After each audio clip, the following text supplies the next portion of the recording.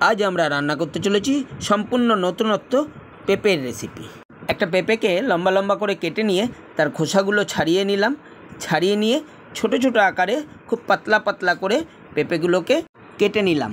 পেঁপেতে papain নামক একটি enzyme থাকে যা হজম ক্ষমতা উন্নত করে, কোষ্ঠকাঠিন্য দূর করতে সাহায্য করে। পেঁপেতে ফাইবার বেশি এবং ক্যালোরি কম থাকায় এটি ওজন কমাতে সহায়তা করে। কেটে রাখা পেঁপেগুলোকে জল দিয়ে ধুয়ে আলাদা একটা পাত্রে তুলে নিলাম।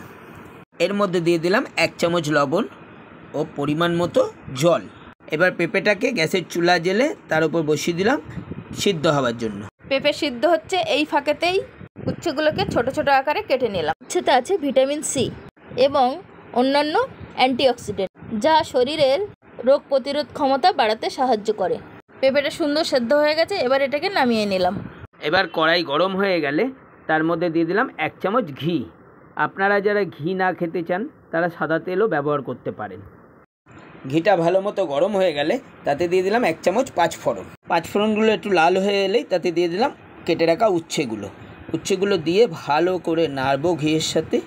উচ্ছে, পাঁচফোড়ন এবং ঘি সম্পূর্ণরূপে ভালো করে নাড়তে হবে যাতে উচ্ছেগুলো একটু ভাজা ভাজা হয়ে আসে। উচ্ছের মধ্যে থাকে বিটা ক্যারোটিন যা চোখে দৃষ্টিশক্তি উন্নতি করে। এর মধ্যে দিয়ে দিলাম স্বাদমতো লবণ। এছাড়াও উচ্ছে কম ক্যালোরি হওয়াতে ওজন কমাতে সাহায্য করে। উচ্ছে লিভারের কার্যকারিতা বৃদ্ধি করে এবং শরীর থেকে টক্সিন বের করে দিতে সাহায্য করে। তাহলে বুঝতে পারছেন বন্ধুরা, উচ্ছে আর পেঁপে একসঙ্গে কতটা উপকারী। উপকার জানতে জানতে উচ্ছেগুলো ভাজা হয়ে গেছে। এবার আমরা দিয়ে দিলাম আগে থাকতে সিদ্ধ করে রাখা পেঁপেগুলি। পেঁপেতে থাকা অ্যান্টিঅক্সিডেন্ট হৃদরোগের ঝুঁকি কমায়। সম্পূর্ণ পেঁপেটা দেওয়া হয়ে গেছে। এবার উচ্ছে আর পেঁপে একসঙ্গে ভালো করে নেড়ে চেড়ে নিলাম।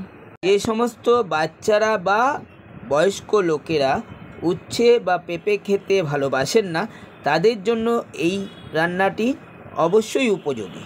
নাড়তে নাড়তে পেঁপে এবং উচ্ছেগুলো একদম নরম হয়ে এসেছে। মিশ্রণটা খুব সুন্দর হয়ে গেছে। এবার আমি 1 বাটি দুধ ঢেলে নিলাম। আমি এখানে লিকুইড দুধ নিয়েছি, আপনারা চাইলে গুঁড়ো দুধ ব্যবহার করতে পারেন। দুধটা উচ্ছে পেঁপের মধ্যে দিয়ে দিলাম, সাথে দিয়ে দিলাম অল্প একটু জল। শুধু দুধ দিলে ঘনত্ব বেড়ে যাবে।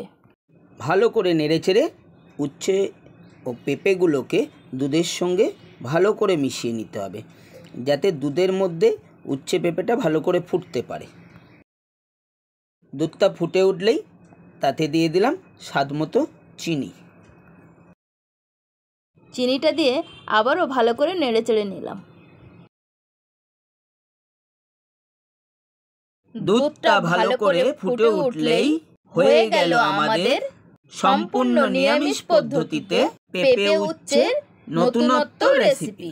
রান্নাটি ভালো লাগলে কমেন্ট করতে ভুলবেন না।